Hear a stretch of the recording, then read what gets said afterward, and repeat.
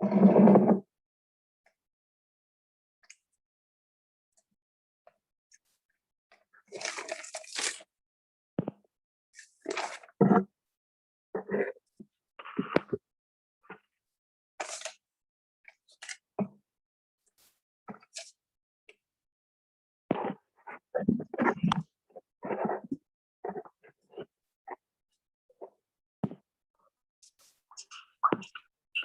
evening, everyone.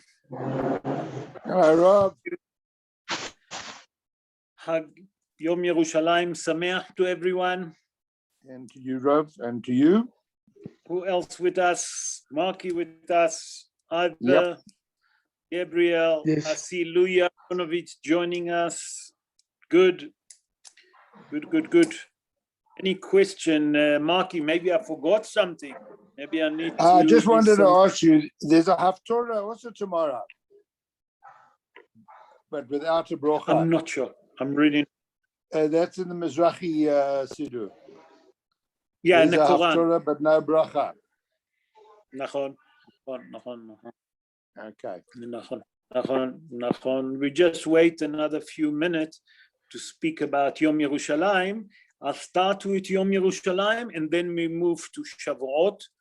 And we'll go through a few things, these few Hidushim, Be'ezrat Hashem, that we're going to speak about. Yom Yerushalayim, for those of you that, I'm sure that you know more than me, I try to bring some Hidushim to explain what happened in Yom Yerushalayim, and in the end, maybe we'll explain some of the halachot regarding to Yom Yerushalayim. If we have enough time, we'll go through it Be'ezrat Hashem to explain all the Hidushim that have to do, not Hidushim, the ideas that there is on Yom Yerushalayim Be'ezrat Hashem that we'll have. I'll see that we'll just give a few more minutes for some more people to join, because I'm sure that many people are going to celebrate Yom Yerushalayim, but we'll see just now. Mark, while we hear, there's more here. I see that Shmuli joining us now. Any question regarding Yom Yerushalayim? Other question? No. Any other question, guys? No. Okay. So let's start the show because it's already 4 minutes after. I'm going to mute everyone, and we'll start the show. Okay. So Be'ezrat Hashem na'aseh v'natzliach v'Hashem alenu berachamav yarviach. Okay. So tonight is Yom Yerushalayim. Tonight is Kafhet Iyar. What is Kafhet Iyar? So first of all, I would like to start with the Shulchan Aruch. The Shulchan Aruch in Siman Taf Kuf Pei, that means 580. There, the Shulchan Aruch explained that tonight is the Yortzeit of that Shmuel HaNavi. Tonight, the Yortzeit of Shmuel HaNavi. Although there is a mahloket on it, some people say no, that he passed on Rosh Hashanah. But we have to understand what's the connection of Shmuel HaNavi to Yerushalayim. What's the connection of Yom Yerushalayim to Shmuel HaNavi? Okay, so there's a lot of ideas. One of the ideas is that Shmuel HaNavi, we know what's happened on Yom Yerushalayim. Yom Yerushalayim in 1967, in Kafhet Iyar, that means tomorrow, the Kotel HaMa'aravi and the rest of Jerusalem been released from the Jordanian. The Jordanian used to occupy part of Jerusalem, not all of Jerusalem. Okay, the border was in Sha'ar Mandelbaum. Sha'ar Mandelbaum, just to give you a bit of idea, where is it? Is by Bet Israel in Yerushalayim, next to the Givat HaTachmoshet, a bit up from Givat HaTachmoshet. Okay, that's Sha'ar Mandelbaum. Sha'ar Mandelbaum, if you know a little bit of Jerusalem, it's by the old city. It's between the old city and Bet Israel, next to the Intercontinental Hotel, not far from there. Okay, what's happened there? So all of that area from that area, that means from Bet Israel down, was all occupied, and all the green line, what we call it, it was all occupied by the Jordanian.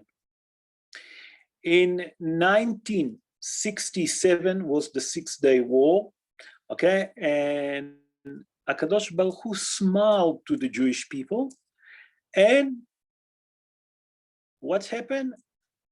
HaKadosh Baruch Hu smiled to the Jewish people, and we managed to conquer the Kotel HaMa'aravi, we managed to conquer all the green line out of the hand of the Jordanian. What's happened in Yom Yerushalayim? Yom Yerushalayim was actually a very, very difficult time, because what's happened during the 6-day war, it was the king of Mitzrayim, the king of Egypt in that time, or whatever you want to call him, it was Abdul Nasser. And he was, he was a very wicked king that stood for the Muslim Egyptian, okay? And he gathered together with him the army of Syria, Iraq, Lebanon, and Jordan. And they all joined forces, and they wanted to destroy the Jewish people. So what happened? What happened there? He told the King Hussein to join him to the war. And the King Hussein did, although that Israel tried to negotiate with him, but he didn't want it. He joined him to the war. And what happened? We know the story that many people in Israel already was worrying, and they start preparing mass graves. Mass graves, funny enough. But HaKadosh Baruch Hu, sitting in heaven, laughing. And he said to Abdul Nasser, that was his name, that he said that he's going to throw all the Jewish people to the sea. So the Jewish people in Israel were sitting and davening, and the people in the Israeli Defense Force have to do what they have to do. And Baruch Hashem, HaKadosh Baruch Hu opened the eyes of the Israeli Air Force.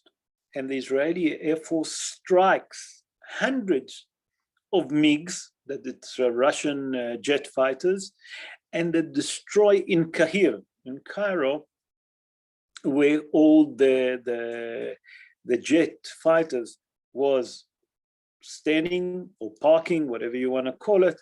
The Israeli, after a few hours, 3-5 hours, they destroyed the entire Egyptian Air Force, that they couldn't strike. And from there, we know the rest, that it was a different battle now, because Russia supported, obviously, all the Muslim country and used to give them a different kind of ammunition or what they need. And what's happened in that time, that the chief of the Air Force, the officer that was in charge of the Air Force, he actually shot himself. He couldn't believe what's happened. HaKadosh Baruch Hu actually opened the wisdom of the Jewish people that was in intelligence, in a defense force, in the Air Force, and they strike, and the war changed completely. While of that, King Hussein, Yamah Shemov Zichro, didn't stop bombarding Jerusalem. And every missile that he used to shoot to Jerusalem actually used to shake the entire city of Jerusalem. And that I'm going to reveal to you now my age. I was 2 years old. And my father told me, and my mom, my late mother, told me that in that time they didn't have bomb shelter. Where I grown up in Jerusalem, I grown up in a city of Katamon, in a neighborhood that's called Katamon. And Katamon, it's old houses, really old houses. And because I've grown up in an old part of Katamon, and it was old houses. And the houses didn't have bomb shelters. So what happened? That they decide that they're going to close. The order was to close all the windows and all the trisim. Trisim is like shutters that made from steel, and my parents shot it, and they said that we was lying on the floor. And in the meantime, the border with the Muslim, that the Jordanian, from that point of view, was very close. It was maybe from our house to the border. I remember when I was a little kid, my dad took me and showed me the border. It wasn't more than 500 meters from my house. And my dad told me that when the Jordanian snipers used to shoot, okay, happened once or twice while we was on the ground, that the bullet was flying through the shutters, penetrate through the shutters in my house.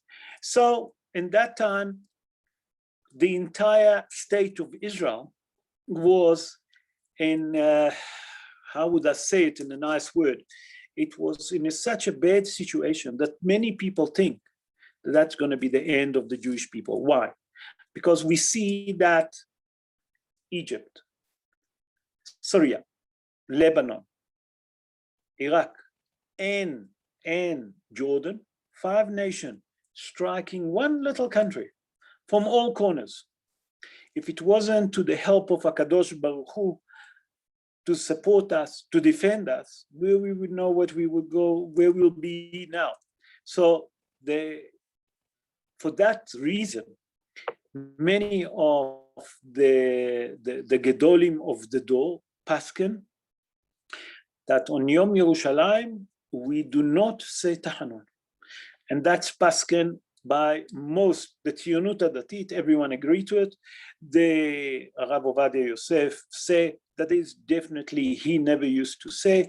Rav Mazuz, Rav Mordechai Eliyahu, even the late, the famous Rav Ben Zion Abba Shaul, a matter of fact, he on the first year, he say Hallel, okay, without a brocha, but after that he didn't. And that's where they come. So the custom is that on Yom Yerushalayim, we do not say Tahanun. Remember, we do not say Tahanun, number one. Number two, there is a different minhagim. There's certain people say that you should say Hallel. Those that say Hallel Mekutar without a brocha. Although the Tzionut Hadatit come and say that you should say it with a brocha. It's a great day for Yom Yerushalayim. There's a different opinion. That's regarding a bit about Yom, the beautiful day of Yom Yerushalayim. But the subject of the show that we're going to speak today, it's a matter of fact, is Shavuot. And today, Be'ezrat Hashem, we'll go through the different idea that there is on Shavuot. So that's introduction to Yom Yerushalayim. We're going to dedicate the show Le'ilui Nishmat Esther Kaden Bat Ketzia, Mordechai Ben Rahma, Rav Avraham Chaim Ben Eliezer Yaakov, Tamar Bat Zehava, Rachel Bat Malka Sultana, יעקב בן פרחה, דבורה רות בת אליהו, נשמתם תהיה צרורה בצור חיים, ולרפואת ליאורה בת מרים, מנשה נג'י בן פרחה, אורנה בלומה בת מרים, הרב חיים בן מרינה, הרב שלמה יהודה בן דליה, הרב משה בן דבורה, מרדכי דוד בן לאה, משה בן דבורה, חיים נחום בן צבי הכהן, חנה שרה בת דבורה, דבורה בת אסתר, ושלמה פנחס בן שנה פישר. בעזרת השם נעשה ונצליח והשם עלינו ברחמיו וירוויח. Okay, we are in Shavuot. This coming Sunday, that means next week Sunday night, Monday, Tuesday is the festival of Shavuot, as you all know. I would like to go through the name of Shavuot. How many names the festival of Shavuot have? So the festival of Shavuot have 5 names. I don't know how many of you are familiar with those names. I'm sure that most of you are familiar. So Hag HaShavuot, why is it called Shavuot? Shavuot, if you take the word Shavuot, is weeks, okay? So why do they call it weeks? Because that we start counting. Why did they call it Shavuot? Because counting. We're counting 7 weeks. That it say in Sefer Vayikra, in Parashat Emor, in chapter 23, verse 15, Usfartem lachem mimaharat haShabbat, sheva Shabbatot timimot tiyena.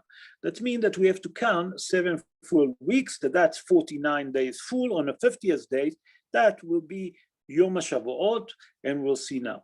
So we see that one idea is weeks. A matter of fact, for that week that's called Shavuot, there's another name. why it's called, another idea why is it called Shavuot, Milshon Shvuah. Shvuah is an oath that HaKadosh Baruch Hu took an oath that he will take us as a nation and he'll give us the Torah. The second name that this festival have, it's Hag HaKatzir. Hag HaKatzir, it's the time that they're harvesting the wheat in Eretz Israel, because now is the autumn in Eretz Israel, the spring in Eretz Israel, and now they usually start harvesting the wheat in Eretz Israel. And Hazal and the Torah, the Torah tell us in Sefer Shmot, in Parashat Mishpatim, in chapter 29, verse 16, there it says Hag HaKatzir Yelach. The third name that we have, it's called Hag Matan Torah. What it means, Matan Torah? The day that we receive the Torah. That means Shavuot, it's also Matan Torah. Why? Because HaKadosh Baruch Hu said to the Jewish people that on the 6th day of Sivan, okay, they will receive the Torah. That means when Bnei Israel, when they left Egypt, HaKadosh Baruch Hu told them to count 7 weeks, and after 7 weeks he'll give them the Holy Torah in the 6th of Sivan. But before that, it's already mentioned on Sefer Bereshit. We see there that it said that if you look carefully, it said when we said the Mizmor of every day, Hayom Yom Kach Vekach, what did we say on the 6th day? Yom HaShishi Behei Yediah. And Hazal say, why is it Behei Yediah? They said that HaKadosh Baruch Hu make a condition on the day of the creation, that if Bnei Israel will receive the Torah in later on 3,448 years later, okay, 3,448 years later, he will keep the world running. But Chas v'Shalom, if the Jewish people will refuse, it will return to Tohu Vavohu, the same like it was. What does it mean? Yom HaShishi. HaShishi, it's the 6th of Sivan. If the Jewish people receive the Torah on the 6th of Sivan, Kadosh Baruch Hu will keep the word continue. But Chas v'Shalom, if the Jewish people will refuse to accept the Torah on the 6th of Sivan, that will be the end. Then we have the fourth name that we have is Hag HaBikurim. We know that during the time that Bet HaMikdash was exist, the Torah tells us in Sefer Bamidbar, in Parashat Pinchas, in chapter 28, verse 26, Hag Bikurim Ulachem.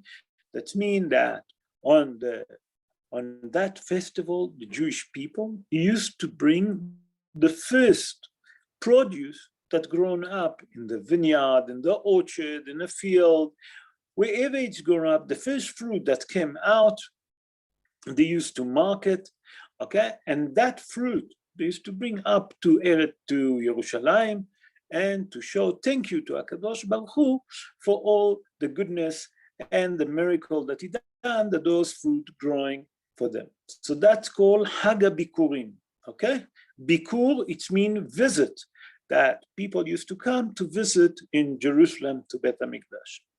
The fifth name is Hag HaAtzeret. What it means, HaAtzeret? Why is it called Atzeret? Atzeret, we know it's referring to only Shavuot. We say that, you remember that we explained that Mimaharat Atzeret. So we explain what does it mean. Atzeret is Hag HaShavuot. Why is it called Dafka Atzeret? As I'll explain, because Hag Shavuot, it's actually ending up Hag HaPesach. That means Hag HaPesach, it's the beginning of the Hag, and when is it actually ending? Only on a 50 days or 49 days at night, from the second day of Yom Tov in the diaspora, or the first day of Chol HaMoed in Eretz Israel. That means if you count 49 days that we count the Omer, okay, that's when it's ending up the festival of the Pesach. Why? The main reason is because when HaKadosh Baruch Hu told Bnei Israel after they leave Egypt, they have to count 49 days. And on the 49 days, what's going to happen? They're going to receive the Holy Torah. In that merit, Hazal teach us that Pesach and Shavuot, it's actually one long festival. That the only difference is that the Pesach is the beginning, and Shavuot, that's ending up that festival. And how's it ending up? By receiving the Holy Torah. So now we understand the 5 names that Hag HaShavuot have. Now, if you look, the festival of Shavuot is different to all the other festivals. The festival of Shavuot is, a matter of fact, it's a festival that's completely different to every Yom Tov that we have. Why? Because the Hag HaShavuot, it depends on counting, like we explained, because it's part of Pesach. And if it's part of Pesach, look at it carefully, that when does it start? We say on the first day of Chol HaMoed in Eretz Israel, on the second day of Yom Tov and Nida Eshpra, okay? And where is it ending? On the 50th day. What's happening on the 50th day? You all know, we received the Torah. But what's different to all of that? On the 50th days, we receiving the Torah. Now, if you look carefully, I say receiving. I didn't say in the past received. We say receiving. I'm saying receiving. And Hazal tell us, by the way, why am I saying receiving in a present? Hazal explained to us something very extraordinary. Hazal tell us that Bnei Israel, every festival that they have, whatever happened on that festival many years back, happening every year on the same time that festival appear. That means the same energy, the same holiness, the same spirituality that there is for that festival happen for every Jewish festival on that day. That means Hazal tell us, listen to that on Hag HaShavuot, we receive the Torah again. Many of you are going to say to me, wait, Rabbi, what are you talking? We received the Torah again? Yes, we received the Torah again. But you're going to come and say to me, but listen, we have the 5 books of Moses. We have the Gemarot. We have the Mishnayot. You're not going to give it to me something new, because Hazal tell us, and HaKadosh Baruch Hu took an oath that his holy Torah never going to change. So how do we get it again? So the Mefarshim explain like this. The Mefarshim say that, for example, in Shavuot, Nachon that we received the Torah the first time, the Jewish people. But every Yom Tov of Shavuot, every year, on the same time, we receive the Torah new. What it means we receive the Torah new? We get revealed new secret. That means the Torah that we knew last year on Shavuot, it's not the Torah that I know this year on Shavuot. Every year, I've been uplifted. That means we unrolling the Torah from a different angle. That means we understand the Torah from a different angle, with a different mefarshim, with the different ideas about the Torah. And that's what I say in a prison. That means in this Shavuot coming, we receive a new Torah. Not the new, what's written inside, it's what we'll understand about Shavuot, what we will understand about this holy Torah that we have. Every year, a person grow up, spirituality. Okay, there is some people that go backwards, but that's we're not talking about. Those people that receive the Torah and want to receive that Torah, it can't be only here. Every year, he climbing up. Why? Because he revealed himself the different secret of the Torah, different commentary, different idea to understand what's hiding behind everything in our Torah. So now we understand why is that Dafka in Shavuot, there is counting. The festival of Shavuot depends on counting 49 days, complete 49 days, that's 50th, and then we receive the Torah. But no other festival work the same. Now I would like, with your permission, to go through different ideas, and those are the customs that we have in Shavuot. And we'll see many different customs that most of them I'm sure that you'll know, but we'll try to give some idea. So one of the custom that we have that many of you used to see it in, especially in Yeshiva College, that the old age, the kids from the old age home and the kids, from the old age home, used to come and decorate beautifully the shul with all different flowers, trees was around. And where does it come? Where's that idea come? I'm going to bring 3 different ideas. Where does it come? So Shlomo HaMelech tell us in the book of Mishlei. Book of Mishlei is Tevet, and there he say in chapter 3, verse 18. There he say like this: "Etz Chaim hi lamachzikim ba," a tree of life to those that hang into it. V'derechea meushar.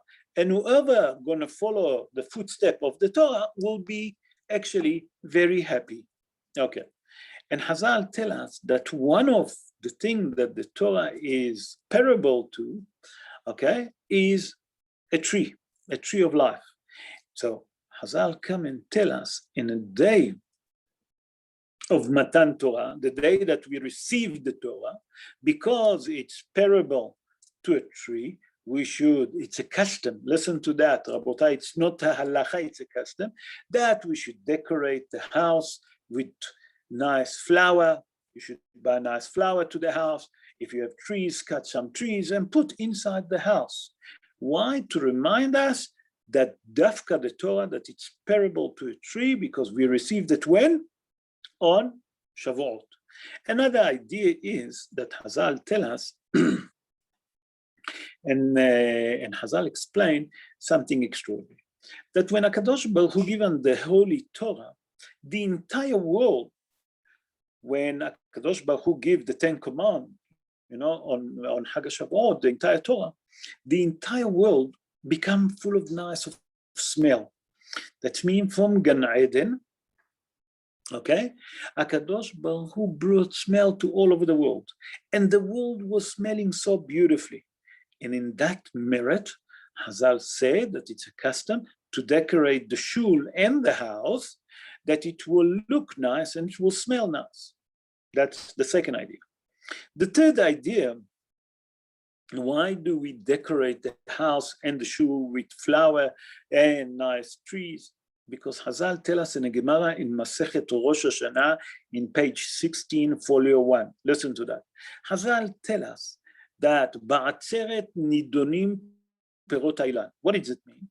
Hazal tell us that on Hag HaShavuot, HaKadosh Baruch Hu judge every tree that give fruit, how much fruit he will give, and what kind of fruit, and the quality of the fruit that he will give. So in merit of that, what do? We take trees, we take flowers, and we decorate the house, that to remind the HaKadosh Baruch Hu and to remind us that that's the day that the tree get judged. Now, until here, 3 reasons. Now I'm going to bring a mahloket, okay? Listen to that. The Gaon mi Vilna, Rabbi Eliyahu mi Vilna. Rabbi Eliyahu mi Vilna born 301 years ago. And he says that he doesn't agree with that custom. Why? Listen to that. Said the Gaon mi Vilna, we have a law, the Torah tells us that we should not follow the custom of the Goyim. And he says that the custom of the Goyim, you all know that in December they have the Christmas tree. And he said, how can you decorate your house or your shul, okay, with trees? He doesn't agree to that. But most of the poskim, when I say most of the poskim doesn't agree with this opinion of the Gaon Mivilna, and they say the opposite. Our custom came even long before that. Before the Christian have this custom with a Christmas tree, and therefore, we should decorate the house. We should decorate the shul with nice flowers, with nice trees, and this is the custom. So from here, we see that whence come the custom to decorate the house and the shul on Shavuot. The next custom that we have, the second custom, is to eat milk product on Shavuot. And there's different idea why dafka. So one idea is, why do we eat dafka milk and honey on Shavuot? Because the Torah is a parable. It's compared to a honey and compared to a milk.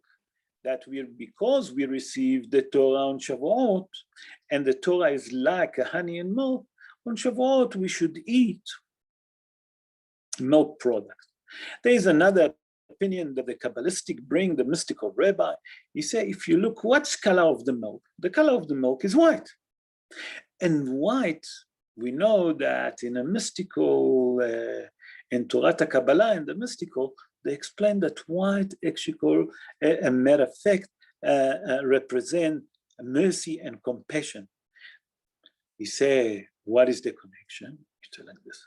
Akadosh Baruch Hu have mercy and compassion on the Jewish people by that he given them the Holy Torah that he used to enjoy for 974 generations, Tatka'at Dorot. So he say that in the merit of that, of the Hesed, that the compassion and the mercy that Akadosh Baruch Hu have with the Jewish people, that he given them the Torah, in a matter of that, we should eat product that are white. And we know that milk product, usually they are white, to remind us the compassion and the mercy that HaKadosh Baruch Hu does.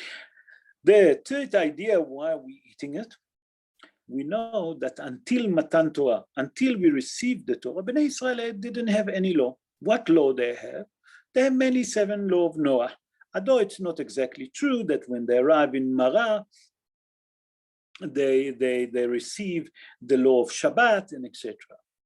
But when they stood on Mount Sinai and they received the 600, they received the Holy Torah, they received the 630 mitzvot.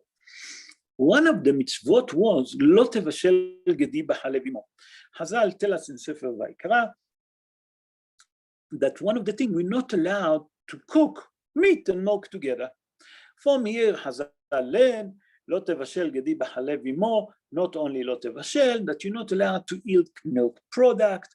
Not only that, they receive another one. They receive another mitzvah that you should have kosher animal, to eat kosher animal. What happened? Bnei Israel, when they received the Torah, after they hear those laws, suddenly they realize that all the vessels, they have a problem with the vessel because they eat milk and meat together. Not only that, the knife that they used to shech, the food that they used to eat, it's all taref. They can't use it. So what they done, until they have time to do a ga'ala, to make the vessel kosher, okay, they didn't have enough time. They couldn't cook, they couldn't shech. So in the meantime, they eat milk products. In a matter of that, because to eat milk product is easy. Why? Because they have goats, they have cows. It's not a problem. So until they kosher their vessels, they eat milk product. In a merit of that, Hazal say that it's a custom to eat milk product on Shavuot. So that's the 3 ideas. The third idea, the third idea of custom, we read the Megillat Ruth. And we explained last week when we done the introduction to Megillat Ruth that what is the reason. But I'm going to bring some idea and some old idea and some new idea. We know that from Ruth came David HaMelech. David HaMelech was a descendant of Ruth HaMoaviyah, and David HaMelech that Hazal wanted to show us that he came from Ruth, okay? And we know that Ruth been written by who? Shmuel HaNavi. Remember, we said that it's your side today, according to the Shulchan Aruch. The Shulchan Aruch explained that tonight, Dafka tonight, is the yortzeit of the Shmuel HaNavi, the prophet Samuel, in Siman 580, Taf Kuf Pei, okay, Taf Kuf Pei. It said that tonight is the yortzeit of Shmuel HaNavi, and it's Yom Yerushalayim. Okay, so to show that David HaMelech, a matter of fact, come from descendants of Ruth, okay, we read Megillat Ruth on Shavuot. The other story is that the story of Ruth happened during the time of the harvesting in Eretz Israel, and the time of harvesting in Eretz Israel was now, okay? That's when they harvest the wheat, not the barley. The barley they harvest where? In Pesach, you remember, because we bring Korban Omer. Straight after Pesach, we bring Korban Omer. What Korban we bring on Shavuot? Shti Alechem. Shti Alechem, it's made from wheat, the bread that you used to have in Beit HaMikdash, made from wheat. You'll excuse me for 1 second, my throat becomes dry, I need to drink something. Okay, so that's the main reason that we read Ruth, because the story of Ruth happened on Shavuot. Okay, also Hazal tell us in a Gemara by Yerushalmi, yes, in Masechet Beitza, yeah, Perek Bet, in chapter 2, law number 4, Hazal said that David HaMelech died on, listen to that, David HaMelech died on Shabbat, on Shabbat, that's the Gemara in Rosh Hashanah. Yes, Masechet Rosh Hashanah. But Hazal said that David HaMelech died on Shavuot. In a Gemara Yerushalmi Masechet Beitza, okay, Perek Bet, Halacha Dalet, that means chapter 2, law number 4, they say that David HaMelech died on Shavuot. And David HaMelech was from descendants of Ruth, we say. That's the main reason. Okay. The fourth idea why Dafka that, we explained it in a previous show, if you remember, last week, that if we take the word Ruth, Gematria 606, okay? But 7 mitzvot that she had before, that she obligated, because she wasn't a Jewish girl until Boaz converted her. You remember that we explained. So if you take 606 plus 7 that she was obligated, and 606 that she received on Shavuot because she converted, together is 613, to show that she received the Holy Torah and she converted and she received all the mitzvot on her on Shavuot. And that's the main reason why we read Megillat Ruth Dafka on Shavuot. The fourth idea of custom that there is, and that's mainly for the woman, is to bake a beautiful halot. Halot is a bread, okay, to bake a beautiful kitka with 2 different heads. That means a long challah with 2 different ideas. And the main reason for it, that because that on the months of Shavuot fall on Sivan. Sivan, the star sign is Geminite, okay? So that's why we do two head. Why Dafka long? Because the Torah is very long. There's too much to learn. Whatever you learn, it's not enough. Arukai miyam. That means it's too long to understand the Torah. A third idea why Dafka, it's in memory of Shti Alechem that they used to make, okay, on Shavuot, that's the bread that they make from wheat, because that's the korban of Shavuot that made from wheat, and a merit of that, we make a long bread with 2 different kind of heads, okay, or 2 different shape in the end, okay. The fifth idea of the custom that I would like to speak, that on Shavuot night is a custom to stay awake. And we'll speak about it also in the end of the show. This is just one idea. And at the end of the show, I'm going to give actually the halachically behind. in a time that Bnei Israel was expecting the Torah, they were so excited for 49 days. Every day they used to count when they're going to receive the Torah. The Midrash tell us that from so much excitement and from not sleeping enough, Bnei Israel, as a matter of fact, fall asleep on the 49 days. And HaKadosh Baruch Hu needed to wake him up on the 49 days at night to give them the Torah. So in merit of that, it's a custom. Hazal tell us that we should stay awake.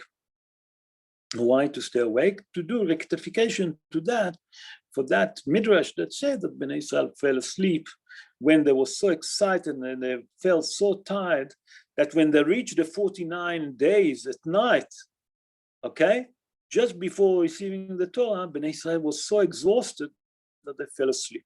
So in merit of that, it's a custom to stay and to study Torah all night. Okay, now there is another idea. I don't know how many of you know this custom. It's a custom to sprinkle water one on each other on Shavuot. I said to sprinkle, I didn't say to pour. So some people took this minhag and throwing water on each other, and it's really not nice. Just to sprinkle a little bit of water one on each other. This minhag came from what the Gemara in Masechet Baba Kama tell us in page 82, folio 1, En ma el Torah. En ma al tikra ma el hamayim. That means there's a custom that on Shavuot, on the day of Shavuot, to take a little bit of water and to sprinkle one on each other. And the main reason for it, because the Torah is compare and parable to water. That means to remind us and to show everyone that we receive the Holy Torah on Shavuot, and not only that, when we sprinkle it, that's mean when we sprinkle one on each other, it's to show the happiness that we receive the Torah and the secret of the Torah on Shavuot. So when you sprinkle one on each other, it's to show the happiness that we receive the Torah. When usually people sprinkle one on each other, it's to show happiness, simcha. So that's one of the minhagim that there is. Although certain people took it to extreme and they're doing a water bomb, and לא צריך להגזים, we mustn't be too extreme. Do whatever we have to do. Also, we have to ask ourselves, that was custom. Why that Hag HaShavuot, we say at the beginning of the show, it's different from all the other festivals. You remember? For example, if you take Hag HaSukkot, it's 7 days, and then we have Shmini Atzeret. In Hag HaSukkot, what do? We have to sit in a sukkah, we have the 4 species. Then come Hag Pesach. Hag Pesach, we know that it's 7-day festivals. What do we do on those 7 days? We eat matzah. When it's come to Hag HaShavuot, if you look, in Eretz Israel is 1 day, in the diaspora 2 days. Many of the Mefarshim say, ask that question, how come that all the other festivals that we have, Hag HaSukkot, Hag HaPesach, we have Chol HaMoed, but Hag HaShavuot, we don't have it. Hag HaShavuot, as a matter of fact, we don't have 7 days, if you look. It's not like all the other festivals that we have. How come that Dafka Hag HaShavuot is different from all the other festivals? So there is different idea. What is it? That we explain at the beginning that Hag HaShavuot, it's a continuation counting of Pesach. That means Hag HaShavuot is the end, that what closed the circuit of Pesach. That's according to one idea. There's a different idea that Hazal explained, that if you look, we explain that in Hag HaShavuot, it's 1 day. But Hag HaPesach is 7 days. When we explain that on Hag HaShavuot, what do? We eat matzah. In Hag HaPesach. In Hag Sukkot, we sit in a sukkah, we carrying the 4 species for 7 days. What is happening here? Hazal explained that the main reason that Shavuot is a one day, that people will think if you'll have Hag Shavuot for a full 7 days, the same like in Pesach that we allow to eat only matzah for 7 days on Pesach, and on Sukkot we allowed to sit in a sukkah only for 7 days and to carry the 4 species for 7 days, people will come and think wrong. People might gonna come and have a different ideas. People will say, you know what? You know when I'm only allowed to, when I have an obligation to study Torah? My obligation only in Hag Shavuot. It's 7 days. Those 7 days I must celebrate. The Torah tell us, Shavuot is a one day in Eretz Israel. For 1 day, okay? That's the festival. Why? That you must understand that all year around, it's not like Pesach, it's not like Sukkot, that there is a time bounding for that mitzvah, for eating matzah, or sitting in a sukkah, or for carrying and shaking the 4 species. Shavuot is all year around, 365 days a year, you're obligated to learn Torah. So Hazal said that that's the main reason why Shavuot in Eretz Israel is a one day, obviously in diaspora it's 2 days. And that's the main reason that that festival is so short. Now, you remember I mentioned that Hazal tell us in the Yerushalmi that the Yortzeit of David HaMelech is on Hag HaShavuot. And Hazal explained in the Yerushalmi, also in Gemara Masechet Hagiga, in chapter 2, in Halacha Gimel, and also Masechet Betzad that we brought, chapter 2, Halacha Daled, also there that David HaMelech actually died in Hag HaShavuot. And the Gemara in Masechet Shabbat,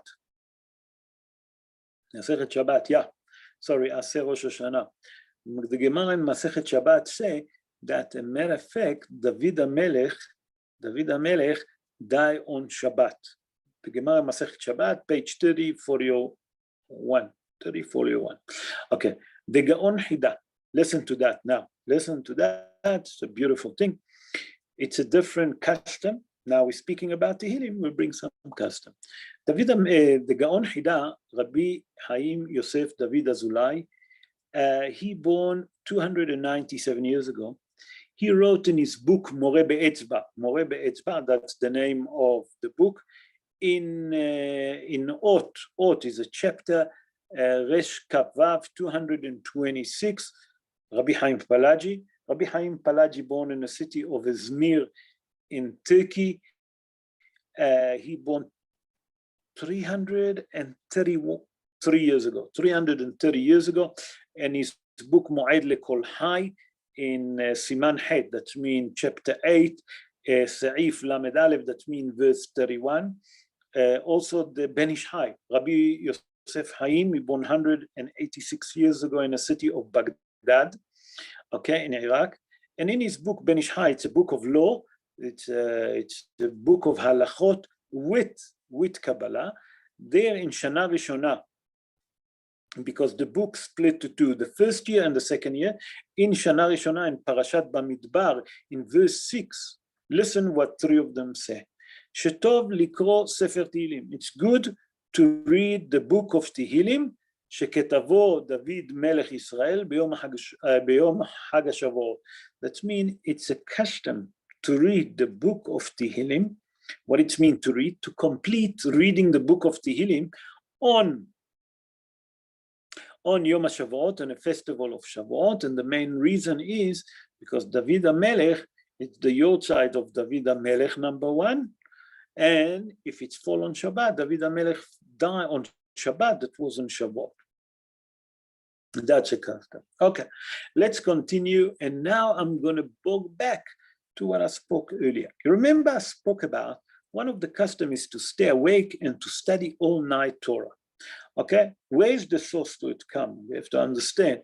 So we brought the Mefarshim, but the Holy Zohar in Parashat Emor, Rabbi Shimon Bar Yochai, Bazohar in Parashat Emor, in page 98, folio 1. He said like this: Hasidim Rishonim.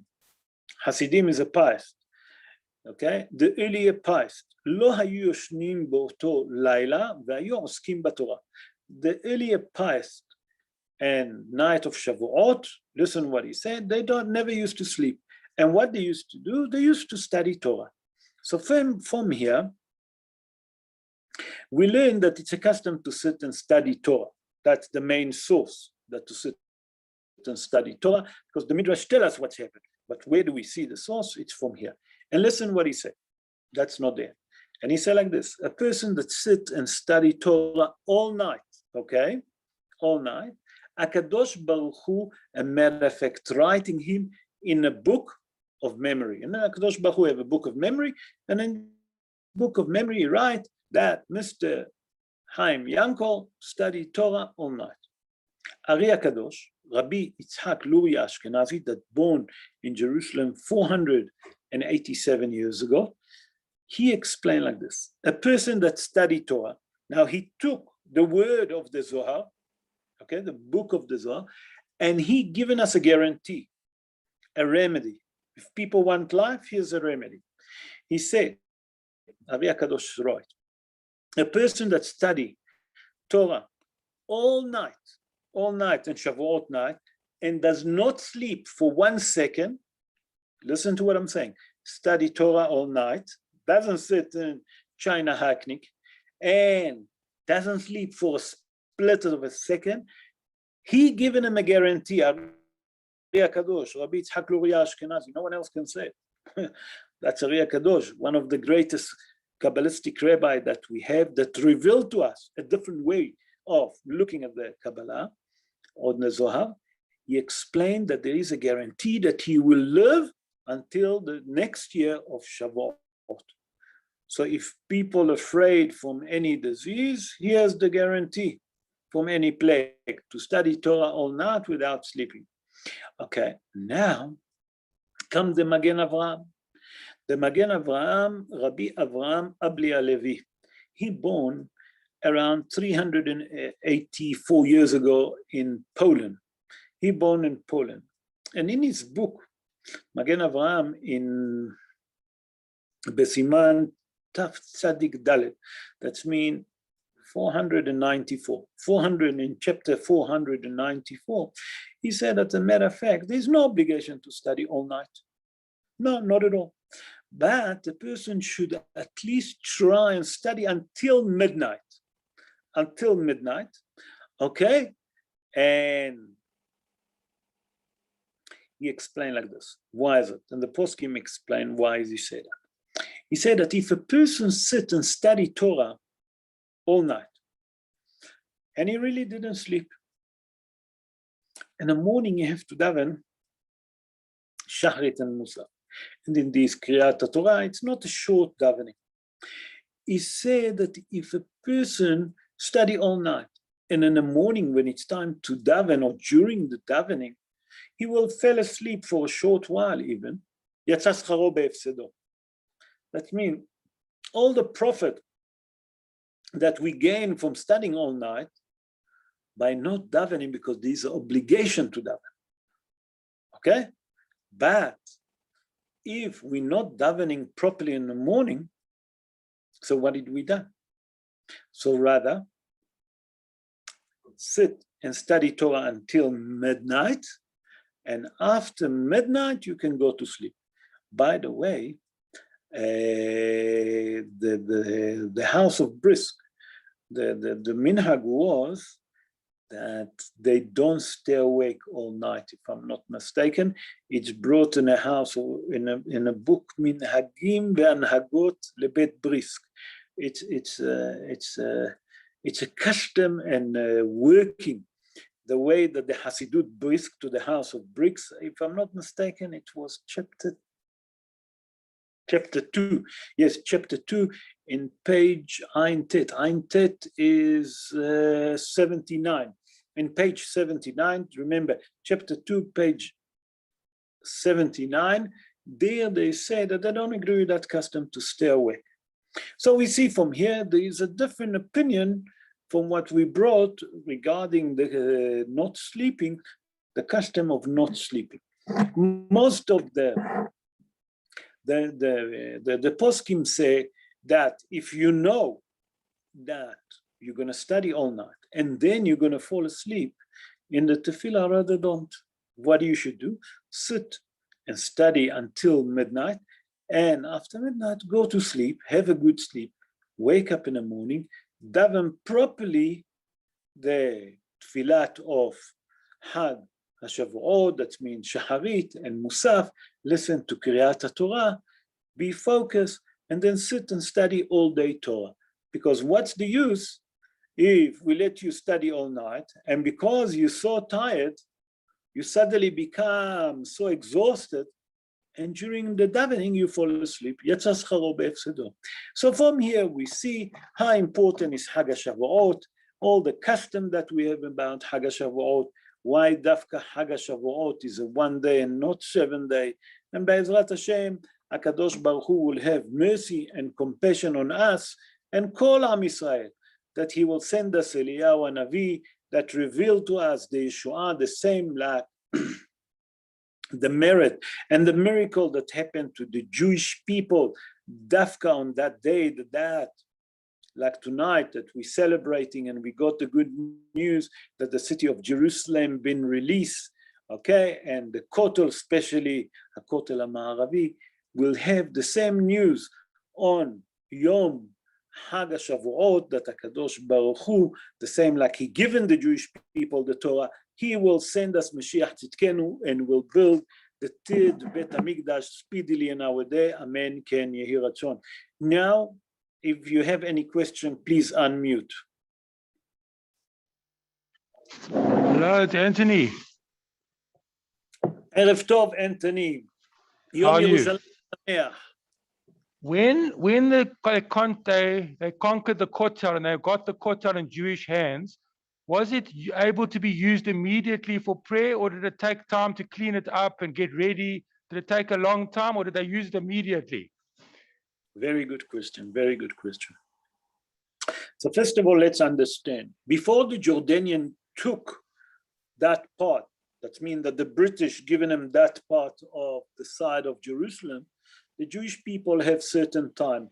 Part of the agreement was between Israel, the state of Israel, and the British that was in Eretz Israel, okay, that the Jordanian will give us certain time, okay, and certain days that the Jewish people can go and pray there. I thought the Jordanian break that agreement, and we couldn't. Now, to answer your question, can they go and daven immediately? Yes, because the Kotel, I made a show about the Kotel. The Kotel wasn't something that we didn't know. The Kotel was new. It's not like the show that I given about the Kotel, who revealed it. Okay? So the Kotel was, everyone can go to the Kotel immediately.